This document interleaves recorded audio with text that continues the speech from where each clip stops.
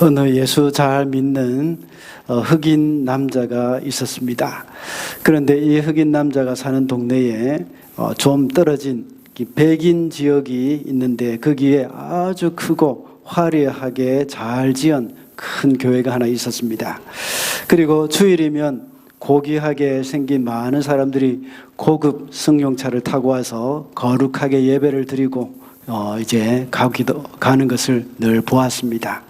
이 흑인의 소원은 단 한 번만이라도 좋으니 자기도 그 교회에 들어가서 예배를 드리고 싶다는 것이었습니다. 그러나 그럴 수가 없었죠.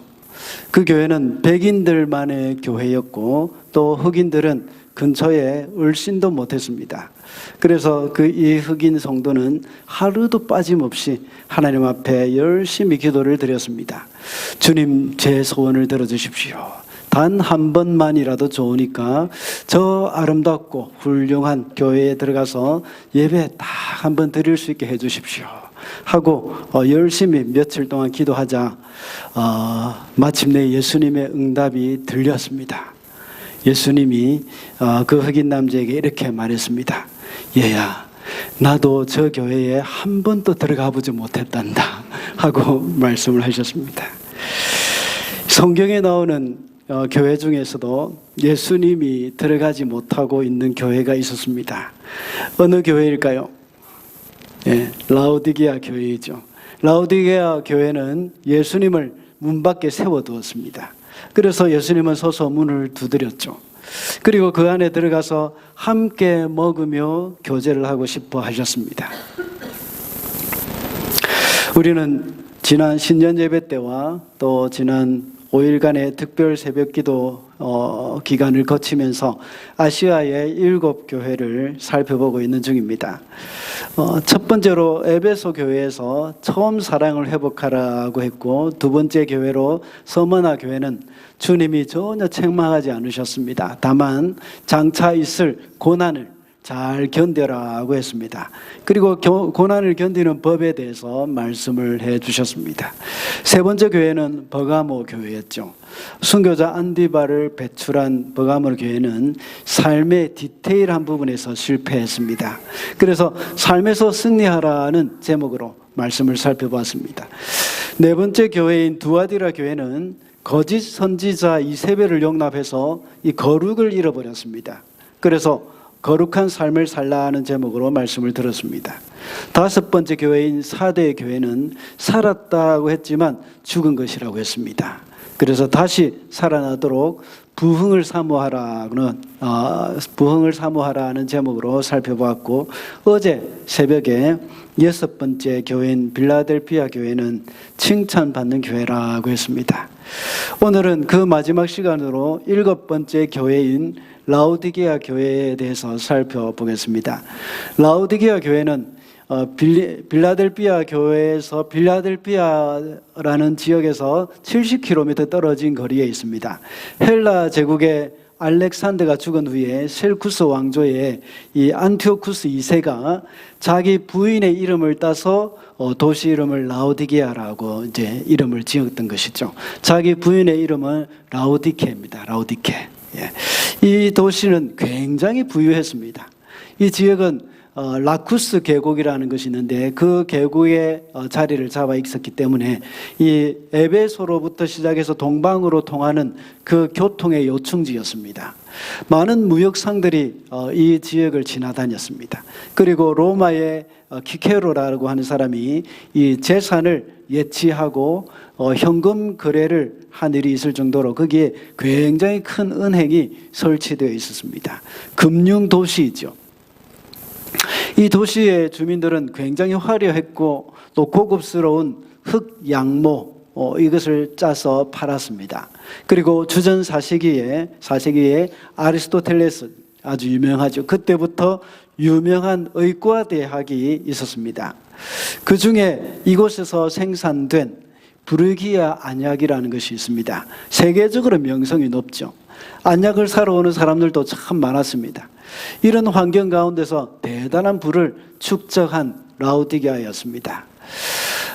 주후 60년경에 일어난 큰 지진이 있었는데 그 도시 전체가 파괴되었던 적이 있습니다. 그래서 로마 황제가 모든 도시의 재정을 지원해가지고 도시를 재건하도록 도왔습니다.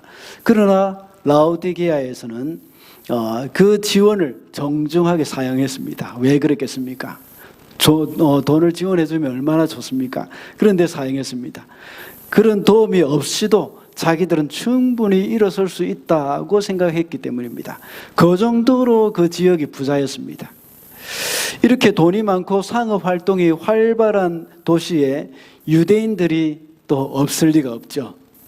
유대인들은 이 지역에 많이 살았습니다. 그들은 아주 사업수단이 굉장히 좋았고 또 장사를 굉장히 잘했던 사람이지 않습니까? 그래서 경제적으로 아주 윤택한 그런 교회는, 그런 도시는 어디든지 유대인들이 살고 있었습니다. 그렇지만 다른 도시들만큼 그리스도인들을 괴롭히지는 않았습니다. 이 도시 사람들은 돈도 많았지만 아주 낙천적이었습니다. 자유분방했습니다. 아주 우리말로 쿨한 그런 삶을 살았습니다. 그래서 그리스도인들이 황제를 숭배하지 않아도 크게 괴념치 않았습니다. 자기 자유라고 생각하면서 인정해 줬습니다. 그러니 그리스도인들도 아주 편안하게 신앙생활을 했습니다. 아주 쿨하기 때문에 또한 개인 취향도 많이 존중해 주고 신앙적으로도 강요를 하지 않았습니다. 그리 힘들게 신앙생활을 하지 않고 그저 교양 있게 주일날 교회에 와서 우아하게 예배드리고 교제하면서 은혜 받고 돌아가곤 했습니다. 라오디게아 교회 성도들은 모두가 다 부자였고 생활이 안정적이고 부족한 것이 없었습니다. 그런데 예수님은 그렇게 생각하지 않았습니다. 너를 이 입에서 내뱉어 버리겠다고 말씀하셨습니다. 개역개정에서는 토하여 버리리라고 말씀하셨습니다. 얼마나 충격적인 말입니까? 여러분 중에 웬만큼 보기 싫은 사람이라도 토 나온다고 이렇게 말하지 않지 않습니까? 그런데 그 거룩하신 주님의 입에서 라오디게아 교회를 향해서 토하고 싶다 하고 말씀을 하셨습니다. 이 말은 라오디게아 교회 성도들이 들을 때에 아주 무슨 말인지 확 와닿는 그런 말입니다. 이것을 알기 위해서는 그 배경을 먼저 좀 알 필요가 있습니다. 앞서 말씀드렸던 것처럼 라오디게아는 아주 부자 도시였고 의과대학도 있었고 유명한 안약도 만드는 곳이었습니다. 그리고 상업활동도 했고 사람들도 자유분방한 그런 도시였습니다. 그러나 이 도시에는 치명적인 단점이 하나 있었습니다. 그것은 물이 아주 부족하다는 것이죠. 그래서 바로 근처에 자매 도시가 하나 있습니다. 그 북쪽으로 약 11km 지점에 히에라볼리가 있었고 동쪽에 16km 지점에 골로새가 있었습니다. 여기서 물을 끌어다가 사용했던 것입니다. 골로새 지역에 거기서 오는 물은 이제 우물물이기 때문에 식수로 잘 사용할 수 있었습니다. 먹기에 좋은 물이었습니다.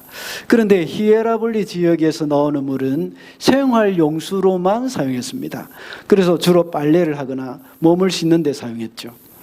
왜냐하면 온천수이기 때문에 석회질이 많기도 하고 또 유황 성분이 많이 함유되어 있기 때문입니다.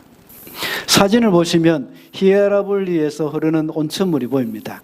그 가운데 석회질이나 유황 성분이 있기 때문에 이렇게 색깔이 저런 것입니다. 우리가 자주 가는 로토루아, 거기에 가면 이런 것을 많이 볼 수 있지 않습니까?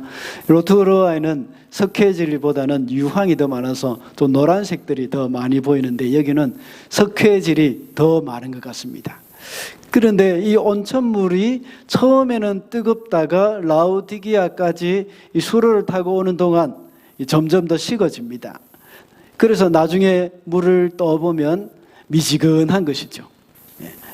우리가 잘 아는 로토루아의 이 와이키테 밸리에 가시면 잘 알 수 있습니다. 그게 잘 볼 수 있습니다.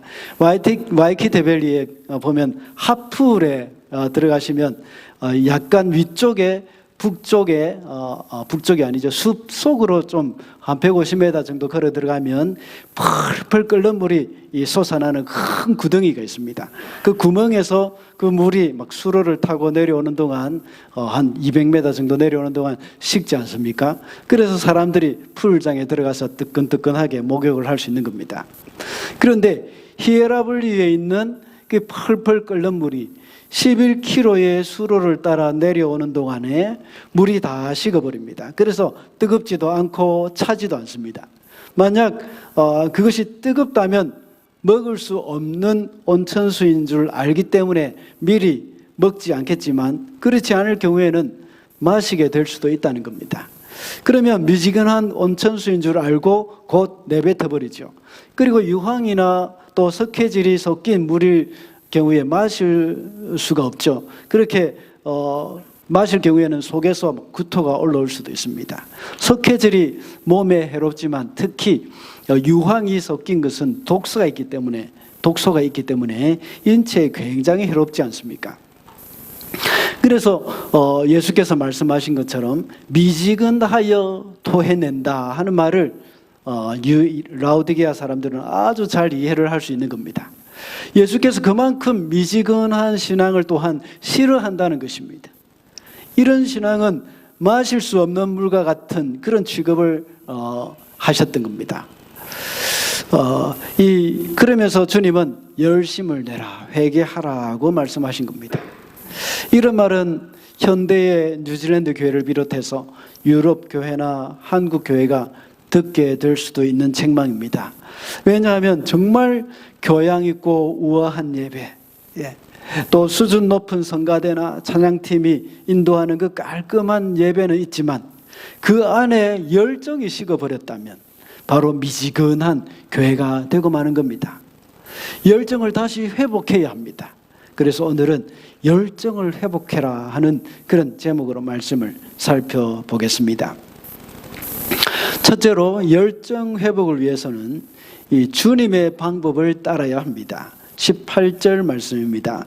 그러므로 나는 내게 권한다. 내가 부유하게 되려거든 불에 정련한 금을 내게서 사고 내 벌거벗은 수치를 가려서 드러내지 않으려거든 흰 옷을 사서 입고 내 눈이 밝아지려거든 안약을 사서 눈에 발라라.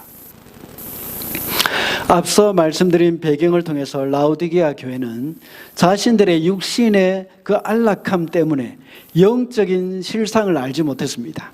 그래서 주님은 17절 말씀에서 그들은 풍족하여 부족함이 없다 이런 말씀을 하신 겁니다. 그런 말을 라우디게아 교회 성도들은 했던 겁니다. 주님은 그들의 실상을 그렇게 그 사람들은 말을 했지만 주님은 그들의 실상을 비참하고 불쌍하다고 말씀하셨습니다. 그리고 가난하고 눈이 멀고 벌거벗은 영적인 현실을 알려주셨습니다. 이것만 봐도 라우디게아 사람들은 주님이 보시는 시각과 자기가 보는 시각이 얼마나 멀어져 있는지를 알 수 있습니다. 멀다는 것을 뛰어넘어서 정반대의 생각을 하고 있다는 것을 알 수 있습니다. 우리가 이 땅에 살면서 무엇을 잣대로 삼고 살아가느냐, 이것은 굉장히 중요한 것입니다. 라우디게아 성도들의 가치관은 세상 사람들의 가치관과 동일했습니다. 그들이 물질적으로만 풍족하면 모든 것이 정상적인 것처럼 생각을 했습니다. 그러나 라우디게아 교회가 생각하고 있는 그 풍부와 그리스도께서 바라보시는 풍부는 달랐습니다. 그래서 그 간격을 메우기 위해서 라우디게아 교회는 주님의 방법을 따라야 하는 겁니다. 주님의 방법을 따르지 않으면 또다시 옛날과 같이 이 세상의 재물을 모으는 일에만 혈안이 되어 있을 것입니다. 그리고 라우디게아 지역에서 파는 그 비싸고 화려한 흙 양모, 이것을 사서 입으려고 했을 것입니다. 그리고 그 지역의 특상품인 세계에서 가장 유명한 안약, 이것을 사서 바르려고 했을 것입니다. 오늘날도 우리 성도들이 만약에 성경적인 가치관이 아닌 이 세상의 가치관을 따르는 사람들은 그들이 가지고 있는 영적인 결핍, 이것을 메우기 위해서 이 세상의 것을 모으려고 할 것입니다. 계속해서 돈을 모으려고 할 것이고 권력이나 명예를 얻으려고 할 것입니다. 아니면 그저 이 세상의 안락함만 찾아 헤매고 있을 것입니다. 이와 같이 우리 성도들도 우리에게 있는 영적인 결핍, 그리고 우리에게는 뜨겁지 않은 그 냉랭한 영적인 상태에서 벗어나기 위해서 자꾸만 세상적인 방법을 따르려고 할 때가 참 많습니다. 그러나 이 모든 것을 해결하기 위해서는 주님의 방법을 잘 따라야 합니다. 먼저 이런 것들을 어디서 구할 수 있느냐가 문제입니다. 주님은 불에 정연한 금과 흰옷 그리고 안약을 어디서 구할 수 있다고 하셨습니까? 내게서 사라고 말씀하고 있습니다. 방금 읽은 18절에서는 내게 사라 하는 말씀이 불에 정연한 금에만 해당되는 것처럼 이렇게 기록되어 있습니다. 그러나 이것은 뒤에 나오는 흰옷과 안약까지도 다 해당되는 겁니다. 내게 와서 사라 하는 그것입니다. 이 모든 것은 세상에서 구할 수 있는 것이 아니라 주님에게서 구할 수 있는 것입니다. 이 세상에서 구하는 것은 또다시 결핍을 가져올 수밖에 없는 것이고 주님 보시기에 합당하지 않는 것입니다. 거기에 아무리 비싼 흙 양모로 만든 옷이라고 할지라도, 그리고 아무리 좋은 안약이라고 할지라도 이런 것들은 다 이제 한계가 있는 겁니다. 또다시 결핍을 가져올 수밖에 없는 것입니다. 불에 정연한 금은 믿음을 가리킵니다. 믿음은 우리가 노력해서 얻을 수 있는 것이 아니죠. 믿음은 주님의 선물이라고 했습니다. 주님께서 믿음을 더해달라고 주님 앞에 우리가 믿음을 더해달라고 기도를 해야 합니다. 불로 연단한 순간과 같이 우리의 믿음의 연단도 역시 필요합니다. 우리에게 있는 불같은 시험의 대부분은 우리의 믿음을 연단하시는 주님의 은혜입니다. 흰옷이라고 할 때에 이것은 주님의 의를 가리킵니다. 우리의 의는 우리 스스로 자랑할 뿐입니다. 화려한 흙 양모는 사람을 드러내는 것밖에 안 됩니다. 사람의 자랑거리는 오래 갈 수도 없고 한계가 있습니다. 그러나 흰옷은 영원합니다. 계시록 7장, 요한계시록 7장 14절에 보면 어린 양의 피에 그 옷을 씻어 희게 하였다고 말씀하고 있습니다.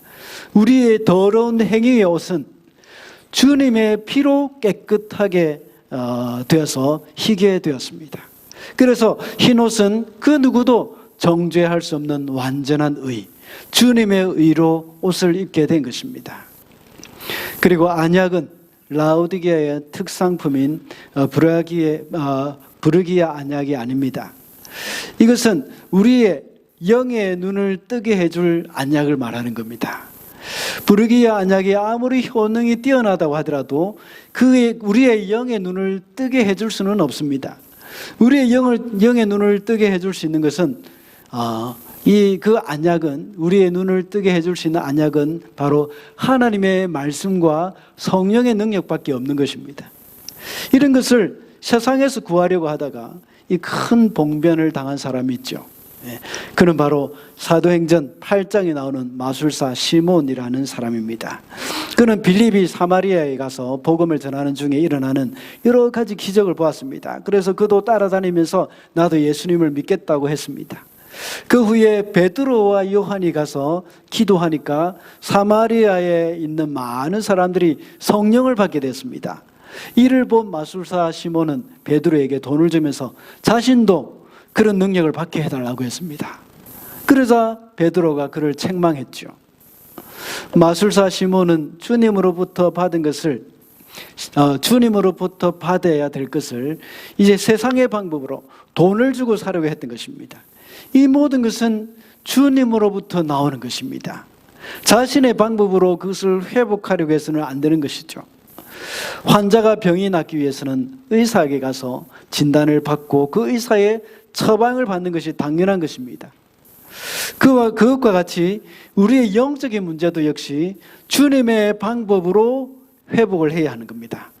이것은 우리에게 달라고 주님께 기도하면 하나님 앞에 내가 기도하면 주님께서 우리에게 주실 것입니다. 주님이 구하라는 것을 구할 때 그 기도는 응답이 되는 것이죠.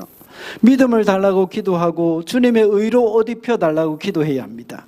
그리고 영의 눈을 열어달라고 하나님께 기도할 때에 하나님은 그 기도를 들어주실 것입니다. 그러므로 열정을 회복하기 위해서는 주님의 방법을 따라야 한다는 것을 우리는 잊어서는 안 되겠습니다. 둘째로 열정 회복을 위해서 열심을 내어 회개해야 합니다. 19절 말씀입니다. 나는 내가 사랑하는 사람은 누구든지 책망도 하고 열심을 내어 노력하고 회개하여라. 라오디게아 교회를 향해서 토하고 싶다는 그런 충격적인 말씀을 하셨지만 주님은 그들을 버리신 것은 아닙니다. 토하겠다고 하는 것은 내버리겠다는 말씀은 아닙니다. 앞서 에베소 교회에 책망하신 것처럼 촛대를 옮기겠다는 그 경고의 말씀입니다. 주님이 책망하실 때에 그때는 아직도 희망이 있다는 겁니다. 주님은 사랑하시기 때문에 징계도 하고 책망도 한다고 했습니다. 만약 주님이 사랑하지 않는다면 책망도 하지 않고 그냥 내버려 두실 것입니다. 이것이 바로 가장 무서운 징계입니다. 날 좀 내버려 두세요 하는 것은 가장 무서운 말입니다.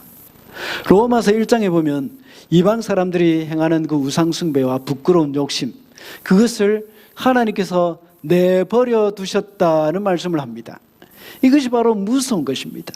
왜냐하면 자기 자식이 아니기 때문입니다.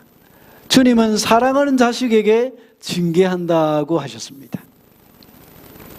주님은 인간의 죄를 대속하기 위해서 자신의 목숨을 아낌없이 버리신 사랑의 주님입니다.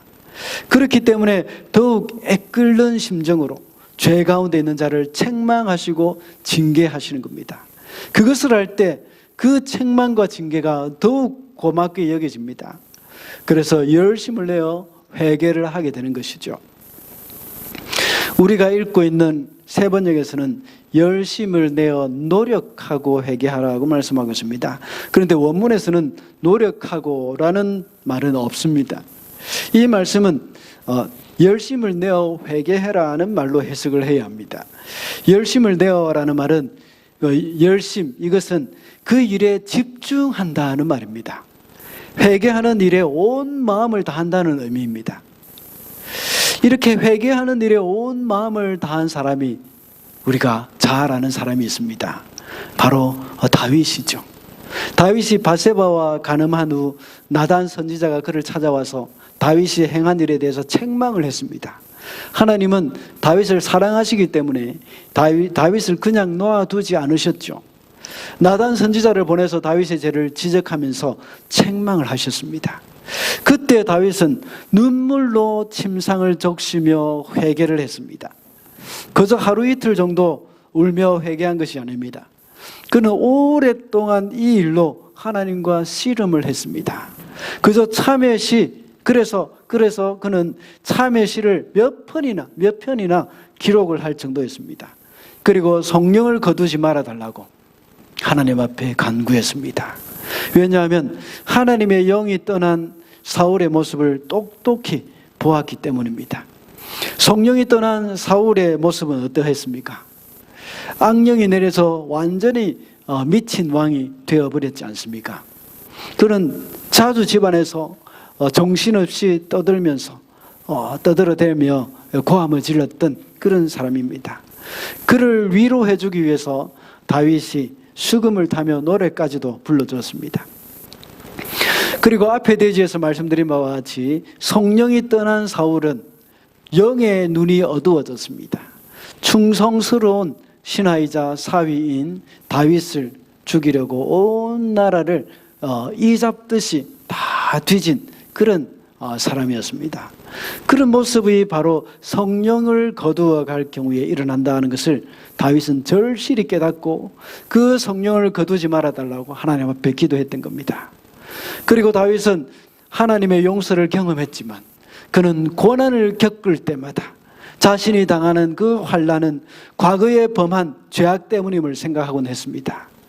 특히 압살롬 사건과 관련해서 그는 더욱더 그런 생각을 많이 했습니다. 그래서 그는 압살롬을 대적하지 않고 그저 도망만 다녔던 것입니다. 이런 다윗의 모습이 바로 열심을 내어서 회개하는 모습입니다. 그렇게 하면서 다윗은 구원의 즐거움을 회복시켜달라고 시편 51편 12절에 말을 합니다. 회개한 다윗이 구원의 즐거움을 즐거움이 회복되기를 기도하는 그 마음, 그것이 바로 회복된 열정이라고 볼 수 있습니다. 하나님은 사랑하는 자녀들의 죄를 그냥 두지 않으십니다. 그것을 책망하고 징계하십니다. 우리 성도들이 죄를 지으면 곧 바로 들키게 되어 있습니다. 그것이 복입니다. 안 믿는 사람들은 잘못을 해도 잘 들키지도 않고 요리조리 잘 빠져나가기도 합니다. 그러나 이상하게도 하나님의 자녀가 어쩌다가 잘못된 일이 있으면 곧바로 징계가 들어갑니다.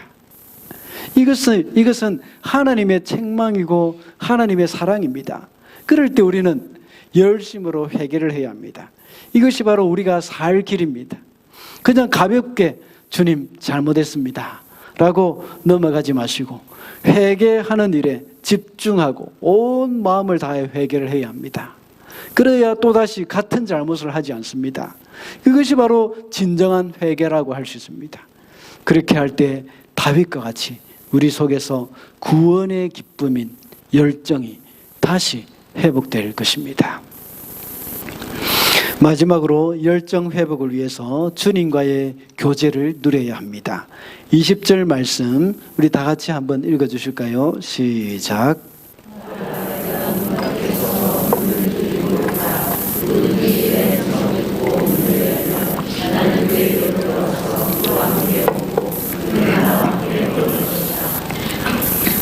아멘. 방금 읽은 20절의 말씀을 볼 때 예수님은 여전히 라오디게아 교회 성도 안에 들어가지 못하고 계심을 알 수 있습니다. 여기서 내가라고 말씀하시는 분은 바로 그리스도를 일컫는 것이죠. 그리고 문은 성도들의 마음 문을 가리키는 겁니다. 성도들의 마음 문 밖에 서 계신 그 주님께서 그 문을 두드릴 때에 성도는 주님의 음성을 듣고 마음의 문을 열라고 하는 말씀입니다. 그렇게 해서 마음을 열면 주님이 그 사람에게 들어가겠다고 하셨습니다. 그와 더불어 먹고 그는 나와 더불어 먹겠다는 말씀은 그들에게 들어가셔서 교제를 하겠다는 말씀입니다. 주님은 배가 고파서 밥 한 끼 먹는 것이 목적이 아닙니다. 들어오셔서 우리와 함께 교제하는 것이 목적입니다. 그러나 열정이 식어버린 라오디게아 교회 성도들은 주님과 교제하고 싶어하는 마음조차 없었습니다. 20절의 말씀은 믿지 않는 사람들에게 예수님을 마음에 영접하라 하는 그런 권유를 할 때에 전도 성경 구절로 많이 사용합니다. 그렇게 해서 인용을 할 수도 있습니다. 그러나 문맥을 볼 때 20절의 말씀은 초신자들에게 하시는 말씀보다는 라오디게아 교회 성도들과 같이 이미 예수님을 믿고 있지만 주님과의 교제에 대한 열정이 없는 사람들, 그런 사람들을 가리켜 하는 말씀입니다. 성경은 주님과 성도 간의 관계를 신랑과 신부로 비교하기도 하고 또 연인 관계로 비유하기도 합니다. 아가서를 보면 서로가 얼마나 뜨겁게 사랑하는지를 참 우리가 잘 알 수 있습니다. 그리고 서로 만나서 함께 교제하는 것을 아주 열망하는 그런 모습을 아가서에서 볼 수 있지 않습니까? 지난 12월 달에 새벽 기도 시간에 아가서를 묵상했습니다. 아가서는 그냥 한 쌍의 여인의 사랑 이야기가 아니고 신랑이 되시는 그리스도와 교회의 신부가 되는 교회의 사랑 이야기라고 할 수 있습니다. 솔로몬이 그리스도를 예표하는 것이고 또 술람미 여인이 바로 교회를 예표하는 것이 됩니다. 솔로몬이 술람미 여인을 찾고 만나서 함께 교제하고 싶어하는 마음이 얼마나 간절하게 기록되어 있는지 모릅니다. 그리고 술람미 여인도 역시 사랑하는 솔로몬을 간절히 원하는 모습이 여기에 기록되어 있습니다. 아가서에는 실제로 솔로몬이 술람미 여인을 찾아가서 문을 두드리는 그런 모습이 나옵니다. 아가서 5장 2절을 한번 제가 읽어보겠습니다. 내가 잘지라도 마음은 깨었는데 나의 사랑하는 자의 소리가 들리는구나. 문을 두드려 이르기를 나의 누이 나의 사랑 나의 비둘기 나의 완전한 자야 문을 열어다오.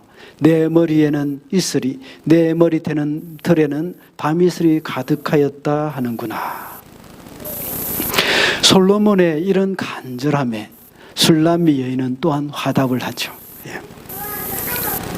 그런데 라우디게아 교회는 정말 냉랭했습니다. 이것은 사랑하는 연인의 모습이 아니라 서로 이 사랑하는 연인은 함께 있어도 보고 싶어 하지 않습니까? 그죠? 보고 있어도 그리워합니다. 제가 알고 있는 한 선교사님은 혼자 딸을 키우며 살았습니다. 딸은 이제 다 커서 대학교에 가기 위해서 한국으로 떠났습니다. 그리고 나중에 선교사님은 안식년이 되어서 한국에서 공부하고 있는 딸을 찾아갔습니다. 딸과 함께 기쁨의 재회를 하고 밤에 잠자리에 누웠습니다. 그런데 딸이 엄마의 얼굴을 마주보고 누워서 말을 하더라고 합니다. 어떤 말을 했는가 하면 엄마 이렇게 보고 있어도 그리워. 이런 말을 하더랍니다. 그 말을 하면서 얼마나 엄마의 마음이 무너졌는지 모르겠다고 하면서 우리들에게 이야기를 한 적이 있었습니다. 물론 딸과 엄마의 관계에서 하는 말이긴 합니다. 그러나 얼마나 기가 막힌 표현입니까? 연인 사이도 이런 것이 정상이지 않습니까? 서로 마주보고 있어도 그리운 사이입니다.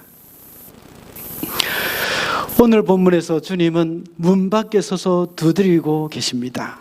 그 마음이 함께 교제하고 싶어하는 그 열정이 차고 넘친다는 것을 알 수가 있습니다. 그러나 라우디게아 교회는 냉랭하다는 것입니다. 만약 우리가 주님을 향해서 이런 냉랭한 마음을 가지고 있다면 어떻게 해야 하겠습니까? 문을 열어드려야 합니다. 주님께 우리의 마음을 열어드릴 때에 주님은 우리에게 들어오십니다. 그리고 주님은 우리와 함께 먹으며 우리와 교제를 시작하실 것입니다. 주님과의 교제는 그냥 그렇게 하는 교제가 아닙니다. 뭐 어떻게 지내셨어요? 사업은 잘 되십니까? 하는 그런 표면적인 그런 교제가 아니죠. 서로의 마음을 깊이 나누며 쏟아 놓는 시간입니다. 이 세상을 살아가면서 그동안에 있었던 아픔들, 그동안에 있었던 억울한 일들 쏟아 놓으며 함께 울고 웃으며 시간 가는 줄 모르는 그런 교제의 시간입니다. 밤이 맞도록 이야기를 해도 아쉬움이 남는 그런 교제입니다. 열정은 서로 전달이 됩니다. 열정이 있는 사람과 함께 교제하며 이야기를 나누다 보면 우리에게도 그 열정이 전달이 됩니다. 뜨거운 열정을 가지고 우리를 위해서 목숨까지도 내어주신 주님과 함께 교제할 때에 우리는 열정이 다시 살아나게 될 것입니다. 주님께 우리의 마음을 열어드리고 주님과의 뜨거운 교제를 누리며 살아가야 합니다.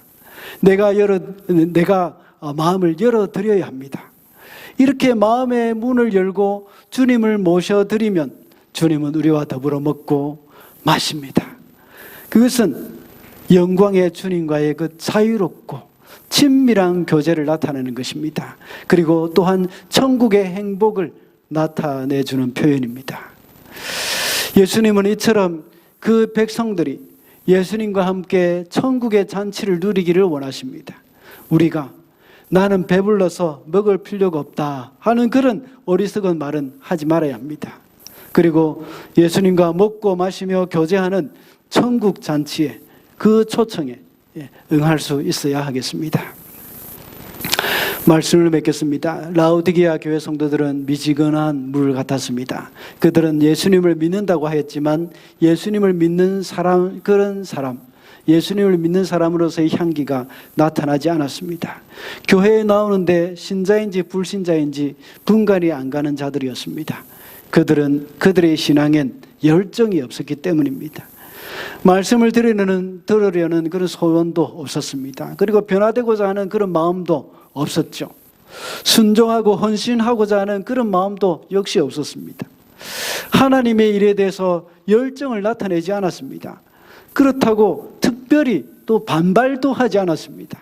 모든 면에서 미온적인 자세를 가졌습니다. 예수님은 이런 그들에게 차든지 뜨겁든지 하라고 하셨습니다. 이 말씀은 화끈하게 믿든지 아니면 안 믿든지 이렇게 하라는 말씀이 아니죠. 분명히 성도에 대한 분명한 성도의 모습을 보이라는 것입니다. 뜨거운 열정을 가지라는 말씀입니다. 예수님의 냄새를 풍기는 그런 뜨거운 열정을 가진 신자가 되어라는 겁니다. 이렇게 열정을 회복하기 위해서는 주님의 방법을 따르고 열심을 내어 회개해야 한다고 했습니다. 우리는 열정을 회복하기 위해서는 주님과의 교제를 누려야 한다고 했습니다.